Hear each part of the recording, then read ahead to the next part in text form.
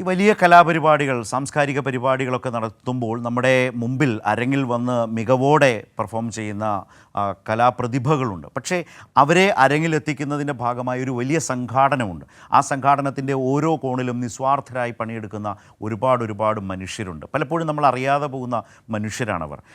ആ നിലയിലുള്ള ഒരു മനുഷ്യൻ തിരുവനന്തപുരത്തുകാരെ സംബന്ധിച്ച്, അല്ലെങ്കിൽ തിരുവനന്തപുരത്തെ സാംസ്കാരിക പരിപാടികളിലൊക്കെ എത്തുന്നവർക്ക് ചിരപരിചിതമായ ഒരു മുഖമുണ്ടായിരുന്നു.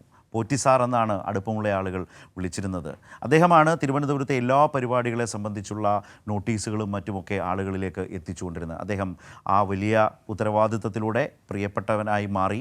അദ്ദേഹം കഴിഞ്ഞ ദിവസം വിട പറഞ്ഞു എന്നുള്ളത് കൂടി ഉണ്ട്. ഈ ദൃശ്യങ്ങളൊക്കെ കാണുമ്പോൾ അദ്ദേഹത്തെ എല്ലാവർക്കും, തിരുവനന്തപുരത്ത് വന്ന് ഈ പരിപാടികൾ കണ്ടിട്ടുള്ളവർ, തിരുവനന്തപുരത്തുകാർക്കൊക്കെ പോറ്റി സാറിനെ വേഗം ഓർമ്മ വരും. VSSയിൽ ഉദ്യോഗസ്ഥനായിരുന്നു. പിന്നീട് അദ്ദേഹം ഏത് പരിപാടിയുടെയും നോട്ടീസ് അദ്ദേഹത്തിലൂടെയാണ് ആളുകളിലേക്ക് എത്തിയിരുന്നത്. പരിപാടികളൊക്കെ അറിയുമ്പോൾ അദ്ദേഹത്തോട് ചോദിച്ച് മനസ്സിലാക്കാൻ ശ്രമിക്കുന്ന സാഹചര്യവും ഒക്കെ ഉണ്ടായിട്ടുണ്ട്. അങ്ങനെ ഒരു വലിയ നിസ്വാർത്ഥമായ സേവനം നടത്തി വന്ന മനുഷ്യൻ്റെ വേർപാട് എന്നതുകൂടി ഇതുമായി ബന്ധപ്പെട്ടുണ്ട്. ഈ ദൃശ്യങ്ങൾ കാണുന്നത് ഈ ഭാരത് ഭവൻ മാർച്ച് 15-ന്, അതായത് 16-ാം തീയതി മാർച്ച് 15-ന് അദ്ദേഹത്തെ ആദരിച്ചിരുന്നു. MJ ചന്ദ്രൻ അടക്കം, ഗായകൻ ശ്രീറാം അടക്കം ഇവരെല്ലാവരും ചേർന്ന് അദ്ദേഹത്തെ ആദരിച്ചിരുന്നു. പത്മശ്രീ ഓമനക്കുട്ടി ടീച്ചർ, MJ ചന്ദ്രൻ, ഗായകൻ ശ്രീറാം, സതീഷ് ദേവരാഗം, ഇവരെല്ലാവരും ചേർന്നാണ് അദ്ദേഹത്തെ ആദരിച്ചത്. ആ വേദിയിൽ വെച്ചാണ് അദ്ദേഹം ഇങ്ങനെ വീണുപോയത്. പിന്നീട് അദ്ദേഹം ജീവിതത്തിലേക്ക് മടങ്ങി വന്നിട്ടില്ല. ഇന്നലെ മരണപ്പെട്ടു എന്ന വിവരം കൂടിയുണ്ട്.